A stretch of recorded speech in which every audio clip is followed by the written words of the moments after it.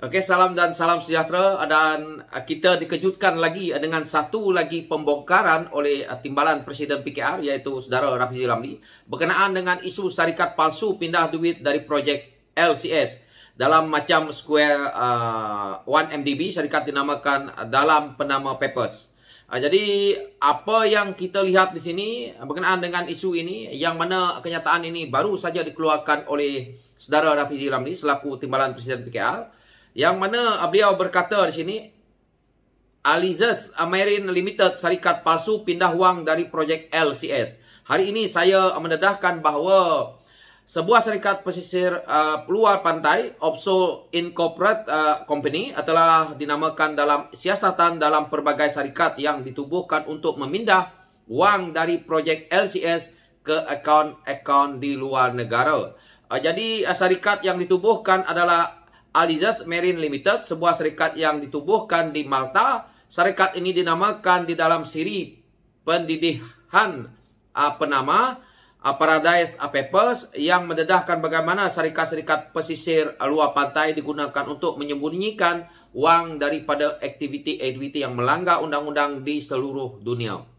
Laporan siasatan dalam ke atas projek LCS membuat kesimpulan berikut. Setelah menyemak invoice dari pembekal-pembekal tertentu, pasukan penyiasat menemui sejumlah bayaran palsu berjumlah RM23.37 juta. Invoice dihantar kepada subkon projek LCS untuk penghematan teknikal yang sebenarnya tidak wujud.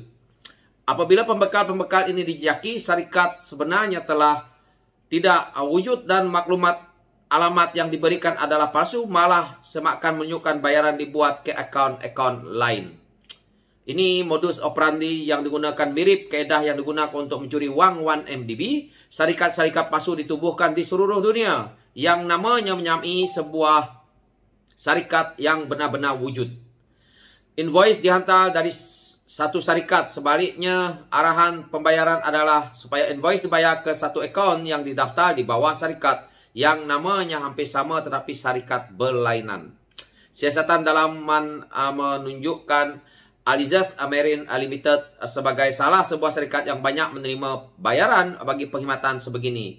Alizas Marine Limited dilantik oleh subkon projek sebagai pembekal alat-alat gantian spare part untuk projek ini atas cadangan DCNS, kontraktor teknikal yang menyediakan reka bentuk dan spesifikasi teknikal kapal kelas Gowin.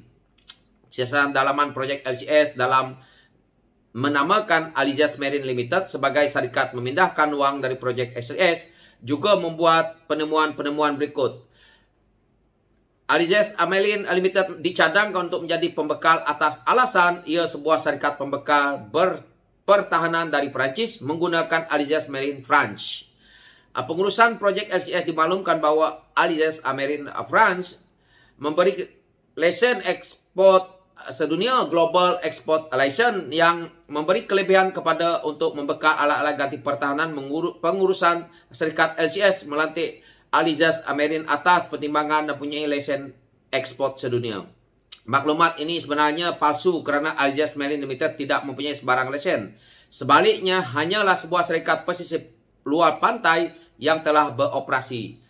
Memang licik lah geng-geng penyamun ni mencuri duit. Itulah saya kata, mereka sudah expert sangat dalam pencurian seperti gini. Dan perkara-perkara ini saya rasa dah kebiasaan dilakukan kerana amalan-amalan ini saya lihat begitu lama telah pun ada dalam Kementerian Pertahanan itu apabila melibatkan pembelian. So saya lihat di sini lagi, walaupun projek LCS menerima invoice nampak seperti datang dari Alizas Marine France, bayaran-bayaran sebenarnya dibuat akaun di Singapura yang dimiliki sebuah lagi syarikat lain yang menggunakan nama Alizas Marine Limited hampir sama tetapi berlainan.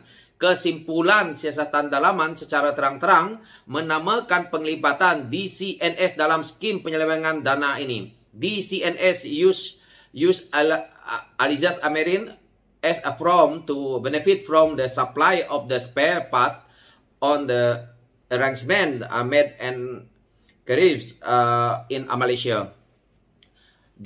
DCNS digunakan Alizés Marine sebagai syarikat palsu untuk mendapatkan manfaat dari pembekal alat gantian berdasarkan muslihat yang dibuat di Malaysia. Penyiasatan ini turut menyimpulkan bahawa DCNS dan sebuah lagi syarikat dari Perancis adalah sebahagian dari skim yang memindahkan wang dari projek ini dan melanggar Akta Pengubahan Wang Haram AMLA.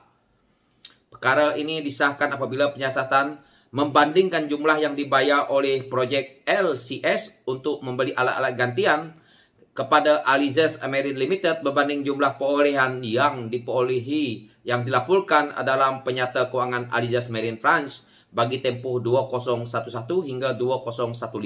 Sepanjang tempoh ini, subkontraktor projek LCS membayar euro 43.69 juta bersamaan sekitar RM210 juta kepada Alizés Marine France berdasarkan invoice yang dihantar tetapi dibayar ke akaun-akaun lain di bawah Alizés Marine Limited bagi pembelian alat-alat ganti. Sebaliknya, jumlah perolehan yang dilaporkan dalam penyata kewangan Alizés Marine France yang dilaporkan kepada pihak berkuasa France hanya euro 3.53 juta bersamaan sekitar 18 juta. Ini bermakna sejumlah RM192 juta telah dipindah ke akaun syarikat-syarikat pesisir luar pantai yang tidak dapat dijejaki. Sebab itu saya bertegas bahawa skim mencuri dana rakyat yang sebegini rumit tidak boleh berlaku tanpa dilindungi oleh orang-orang atasan yang lebih berkuasa dari seorang pesara Panglima Tentera Laut yang didakwa baru-baru ini. Jika skim ini melibatkan syarikat-syarikat pesisir luar pantai dituduh bersabit dengan DCNS dan DCNS mempunyai rekod membayar rasuah kepada syarikat-syarikat berkenaan dengan Datuk Seri Najib semasa skandal Scorpion dahulu, maka wajar rakyat terus menuntut siasatan untuk mengetahui siapa dalang sebenarnya yang mempunyai kuasa melindungi DCNS. Ini yang paling penting kepada kita rakyat untuk mendengar. Hanya Najib Razak, Zahid Hamidi dan Hisamuddin Hussein yang boleh menjawab persoalan ini. Ini adalah kenyataan terkini dan terbaru yang dikeluarkan oleh Saudara Rafizi Ramli berkenaan dengan syarikat palsu yang pindah duit dari projek LCS, yang mana syarikat itu hampir-hampir mirip tetapi dinamakan sebagai Alizés Marine Limited, tetapi berlainan, yang mana duit-duit kita, duit-duit rakyat, duit-duit daripada pembinaan kapal LCS ini dipindahkan ke akaun yang berada di Singapura. Jadi yang Rafizi Ramli selaku selaku timbalan Presiden PKR, yang mana kita lihat rakyat perlu berterima kasih kepada orang seperti ini kerana berjaya membongkarkan isu-isu penting demi kepentingan rakyat, bukan untuk kepentingan parti, bukan untuk kepentingan pribadi, tetapi akhirnya dia akan menguntungkan kita rakyat kerana terlalu banyak penyelewengan yang dilakukan oleh pimpinan UMNO,